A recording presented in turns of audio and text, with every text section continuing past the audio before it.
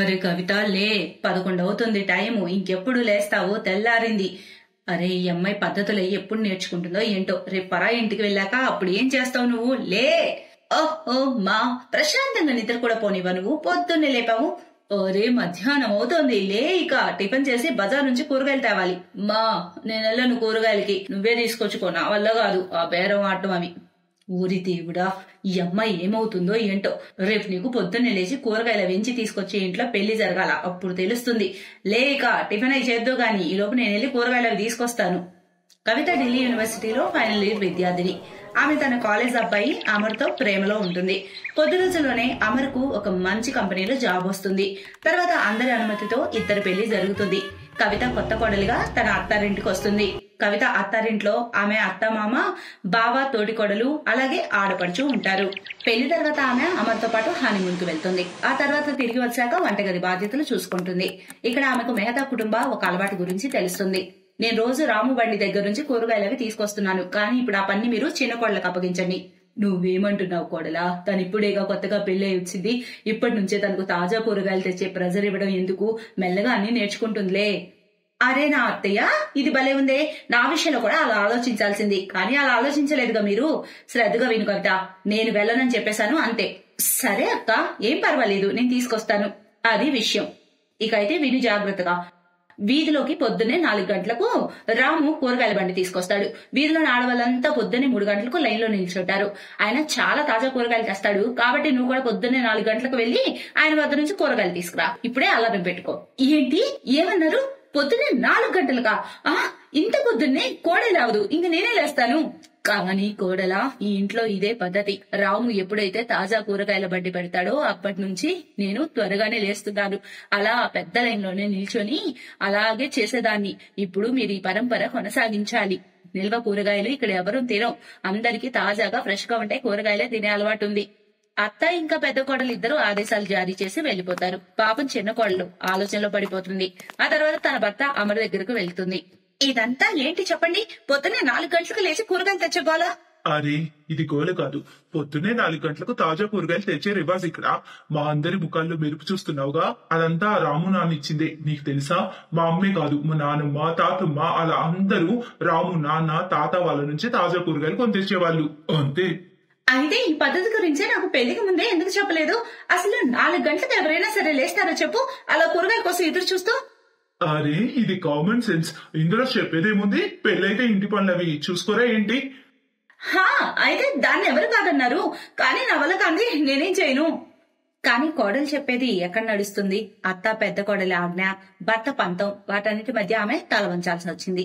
ఇక రోజు 10 గంటల వరకు పడుకునే అమ్మాయి ఆ రోజు 4 గంటలకే లేచి వీధిలోకి వచ్చి చూడగానే కూరగాయలకు అంత రద్దీ ఉంటుందనే ఆలోచన కూడా ఆమె చేయలేకపోయింది. అంత పెద్ద లైన్ చూసి అనుకుంది, అరే బాప్రే, బహుశా ఇక్కడేమన్నా ఫ్రీగా ఇస్తున్నారా? ఏదో చీరలు ఫ్రీగా ఇస్తున్నట్టు ఇలా ఉన్నారు. అలా అయితే నేను తీసుకుంటాను. బహుశా ఏదో బ్రాండ్ ఫ్రీ ప్రమోషన్ అయి ఉంటుంది. నేను వెళ్లి ఫ్రీ శారీ తీసుకుంటాను. ఇక కవిత కూడా త్వరగా వెళ్లి లైన్ లో నిల్చొని తన ముందున్న ఆవిడతో అంటుంది, ఏ కంపెనీ ఫ్రీగా ఇస్తుంది? ఇంకా ఎన్ని చీరలు ఫ్రీగా పంచుతున్నారు? అప్పుడు ఆ స్త్రీ ఆమెను వెనక్కి తిరిగి చూస్తుంది. నువ్వు కౌసల్య చిన్న కోడలివి కదా, కొత్తగా పెళ్ళైంది కదా నీకు, ఆ పేరు కవిత కదా. నేనే, అదంతా వదిలేయండి. ఇంత రద్దీ ఎందుకో చెప్పండి. ఈ రద్దీ రాము కూరగాయల బండి కోసం ఉంది. ఏంటి? ఊరి దేవుడా, ఇక ఇప్పుడు నా నెంబర్ ఎప్పుడు రావాలి? అరే ఏం కాదు, మీరైతే రోజు కూరగాయలు తీసుకుంటున్నారు కదా రాము దగ్గర నుంచి. అతను తన పాత కస్టమర్స్ కోసం ముందుగానే ప్యాక్ చేసి పెట్టి ఉంచుతాడు. కేవలం డబ్బిచ్చి ప్యాకెట్ తీసుకెళ్లడమే. నువ్వు చాలా అదృష్టవంతురాలివి, అందుకే కౌసల్య వదిన ఇంటి కోడలు అయ్యావు నువ్వు. మీకు ఎక్కువ సమయం పట్టదు. సరిగ్గా చెప్పారు.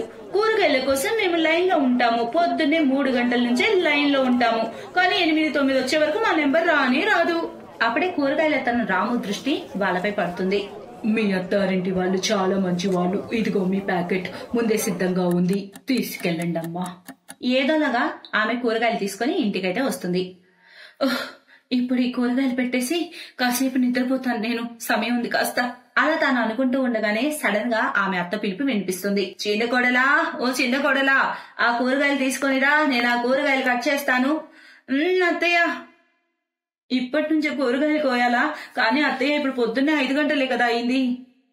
నాకు అలవాటు, నేను పొద్దున్నే 5 గంటలకే కూరగాయలు కోసి ఉంచుతాను. నేను రేపటి నుంచి లేవను, కాదంటే మా అమ్మ వాళ్ళ ఇంటికి వెళ్ళిపోతాను.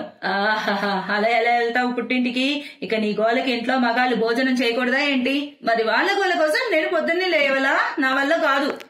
తల్లి భార్య గొడవ విని కవిత భర్త అక్కడికి వస్తాడు. ఏంటిది ఇంత పొద్దునే ఏంటి గోల మొదలు పెట్టారు? చూడరా, నీ పెళ్ళం ఏమంటుందో. కొత్త కొడలే కాని నాలుక కత్తెరలా వాడుతుంది. కవిత, నువ్వు లోపలికి వెళ్ళు. తన భర్త అలా అనేసరికి కవిత లోపలికి వెళ్తుంది. ఆపై అమర్ తన తల్లికి నచ్చజెప్తాడు. మా పాపం తను కొత్తగా పెళ్ళైంది, మరో ఇంట ఆడపిల్ల, అవన్నీ ఎందుకు చేస్తుంది? ఆహా, మేం మరి ఇంట్లోనే పుట్టాం కదా, ఎందుకు చేయదు? చేయాలి తను పని, తనకు అలవాటు కావాలి. ఏం పెళ్ళానికి గులాం అవుతున్నావా ఏంటి? అయితే నువ్వు కూడా రేపటి నుంచి లేచి కూరగాయల కోసం పో. తన తోటి కోడలను చూసి పెద్ద కోడలకు ధైర్యం వస్తుంది. అత్తయ్య, నేను త్వరగా లేవను, ఇంత ఇంటి పని నేను చేయలేను. ఓహో, ఆమెను చూసి నీకు కూడా పడిందా? ఇన్నేళ్లుగా లేపని నోరు ఇప్పుడు లేపుతున్నావు. ఇక ఇప్పుడు ఆ ఇద్దరు కోడలు అత్తకు ఎదురు తిరగడంతో ఒక మీటింగ్ పెట్టాలనుకుంటుంది. దానిలోని అంశం ఏమిటంటే పొద్దు పొద్దున్నే తెచ్చే తాజా కూరగాయల గురించి. లేదత్తయ్య, పొద్దు పొద్దునే నా నిద్ర పాడవుతుంది. అయినా ప్రపంచం అంతా రాత్రే కూరగాయలు తెచ్చి పెట్టుకుంటుంది. పొద్దున్నే 4 గంటలకు కూరగాయల కోసం లేవడం ఇదంతా నా వల్లైతే కాదు. అలాగే ఈ ఆన్లైన్ జమానాలో ఇవన్నీ ఎవరు చేస్తున్నారు? మీ చేతస్థం కాకపోతే. నా వల్ల కాదు, చెప్తున్నానంతే. సరే, ఒకవేళ మీ ఇద్దరు కోడళ్ళు లేవకపోతే నేనే రేపటి నుంచి వెళ్లి ఈ పని చేసుకుంటాను, సరేనా? ఇద్దరు కోడళ్ళు గదిలో నిద్రపోతూ ఉంటారు. ఆ ముసలత్త కూరగాయల కోసం త్వరగా లేస్తుంది. కానీ సడన్ గా ఆమె కాలు జారి పడిపోతుంది. కాసేపటి తర్వాత డాక్టర్ వచ్చి ఆమెకు కట్టుకట్టిపోతాడు. ఇద్దరు కోడలుండి కూడా అమ్మకు పొద్దున్నే తాజా కూరగాయల కోసం వెళ్లాల్సిన పరిస్థితి వచ్చింది. ఆ ఇద్దరు కోడళ్ళు చాలా సిగ్గుపడతారు. ఇప్పుడు వాళ్ళు తమ అత్తని క్షమాపణ కోరుతారు. చాలా జాగ్రత్తగా ఆమెను చూసుకుంటారు. ఇప్పుడు ఆ ఇద్దరు తోడి కోడళ్ళు ఒక్కొక్క రోజు ఒక్కొక్కరుగా పంచుకొని, ఒక రోజు పెద్ద కోడలు, మరొక రోజు చిన్న కోడలు పొద్దున్నే లేచి తాజా కూరగాయలు తేవడానికి వెళ్తున్నారు.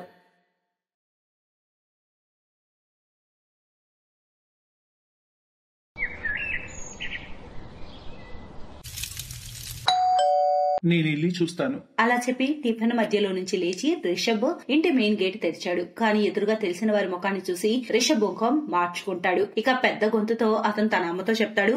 సునంద పిన్ వచ్చింది. అరే, మీ అమ్మని తర్వాత పిలుద్దు గాని ముందు నన్ను లోపలికైతే రాని, పద జరుగు జరుగు. అలా చెప్పి సునంద రిషబ్ ను కాస్త పక్కకు తోసి ఇంట్లోకి దూసుకొచ్చింది. అప్పటికి రిషబ్ అమ్మ తార కూడా వంటింటి నుంచి బయటకొచ్చింది. ఆ తర్వాత, ఓహో, ఇవాళ ఏమైపోయింది? అది కాస్త పంచదార కావాలి, ఇదిగో గిన్నెడివ్వు. ఈ రోజు అందరి కోసం అద్భుతమైన కీర్ చేద్దాం అనుకున్నా, కానీ డబ్బా తెరిచి చూస్తే ఒక్క పలుకైనా పంచదార లేదు. రాకేష్ నిధి కూడా రాత్రి ఇంటికి లేటుగా వచ్చారు. అలాని లేపడం ఎందుకని చెప్పేసి ఇలా వచ్చా. నాకు ఆహా, సువాసన భలే వస్తుంది. ఏం చేస్తున్నావు టిఫిన్ నువ్వు? అదిరిపోతున్నాయి గుమ్మ గుమ్మలు. స్పెషల్ ఏం కాదు, ఆలు కుర్మా చపాతీ చేస్తున్నానంతే. అరే అరే, నాకు ఆలు కుర్మా అంటే చాలా ఇష్టం. ఆహా, దానిలో కాస్త అల్లం వెల్లుల్లి పేస్ట్ ఘాటుగా వేస్తే ఉంటుంది దాని టేస్ట్. అద్భుత. అలాగే చేసావా అచ్చం? తింటావా ఏంటి?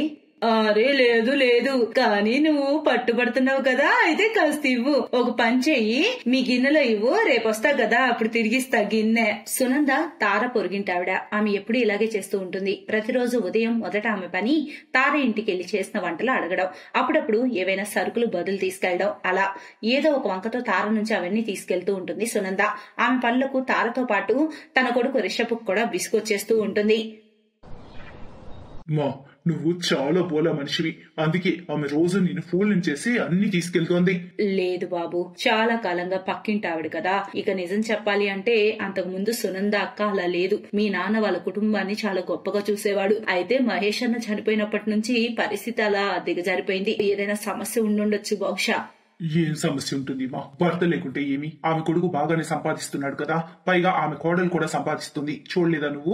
వాళ్ళు పోయిన వారమే కదా కొత్త కనుకొన్నారు. సునంద పెద్దమ్మ వాళ్ళ గురించి నీకు ఏమైనా చెప్పిందా ఉల్టా సీదా? లేదు, ఏదైనా ఇబ్బంది ఉందో లేదో అలా ఎప్పుడు తను చెప్పలేదు. పైగా ఎప్పుడు తన కొడుకు కోడల్ని పొగుడుతూనే ఉంటుంది. అవన్నీ వదిలే నువ్వు. ఇంతకీ ఆఫీస్ కి సెలవు ఎప్పుడు పెడుతున్నావు? మిథాలి ఫోన్ చేసింది, నాకు చెప్పింది షాపింగ్ కి వెళ్లాలని. ఓహో, నాకు అసలు టైం లేదు మా. మీరు మిథాలి చూసుకోండి అంతా, ప్లీజ్. ఇదిగో తీసుకో నా క్రెడిట్ కార్డు. ఏం తీసుకోవాలన్నా తీసుకోండి, ఎంతైనా పర్వాలేదు, ఓకేనా? రిషబ్ ఇంకా మితాలి కాలేజీ నుండి ఒకరినొకరు ప్రేమించుకుంటున్నారు. త్వరలోనే వాళ్ళ వివాహం కూడా కానుంది. రిషబ్ కూడా వెల్ సెటిల్డ్, ఇంకా మితాలి కూడా చాలా అర్థం చేసుకునే అమ్మాయి. ఆపై తార కూడా ఈ సంబంధం పట్ల చాలా సంతోషంగా ఉంది. అలా ఒకరోజు, ఎలా ఉన్నావు తారా? కోడలి రాకకు స్వాగతం పలకడానికి తయారుగా ఉన్నావా? అక్క, అంతా సక్రమంగా జరగాలి. పైగా పనంతా మితాలియే స్వయంగా చూసుకుంటుంది. రిషబ్ కేమో ఆఫీస్ వల్ల సెలవు దొరకడం లేదు. దేవుని దయ వల్ల అంతా బాగా జరగాలి. పోనీలే, బాగుంది. సరే కాని కాస్త బెల్లం దొరుకుతుందా నీ దగ్గర? కాస్త కావాలి. ఉంది కాని కాస్త పాత బెల్లం ఉంది. ఎలా మరి? అరే, అయితే నీకు పనికి రాదేమో. అయితే ఒక పని చేయి, ఉన్నదంతా నాకు ఇచ్చేయి. కానీ నువ్వేం చేస్తావు దాంతో? సునంద తార పొరిగింటి ఆవిడైనా ఆమె ఎప్పుడు సునందని అక్కలాగే భావించింది.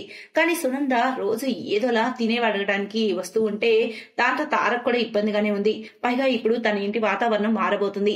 రిషబ్ పెళ్లి తర్వాత ఆ ఇంటి వంటగది ఆమె కోడలు మితాలి చేతికి వెళ్ళింది. ఆ తర్వాత, తారా, ఏం వండిస్తున్నావు కొత్త కోడల చేత ఇవాళ? కడీ చావల్ చేశాను ఆంటీ గారు, మీకోసం తీసుకురానా? కడీ చావల్ అంటే నాకు చాలా ఇష్టం, తీసుకురా.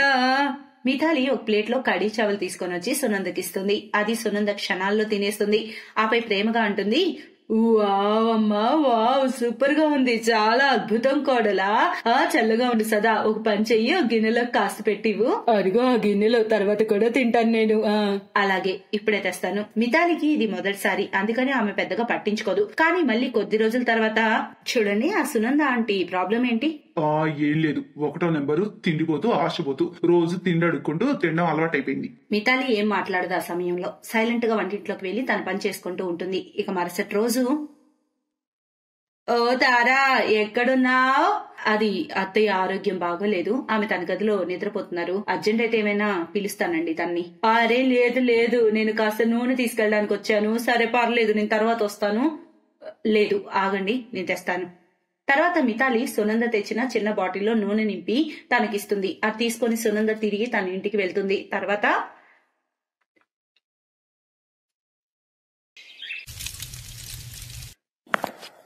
ఇదిగో చూడండి, ఈ ముసలిది మళ్ళీ అక్కడి నుంచే ఏదో అడుక్కు తెచ్చింది.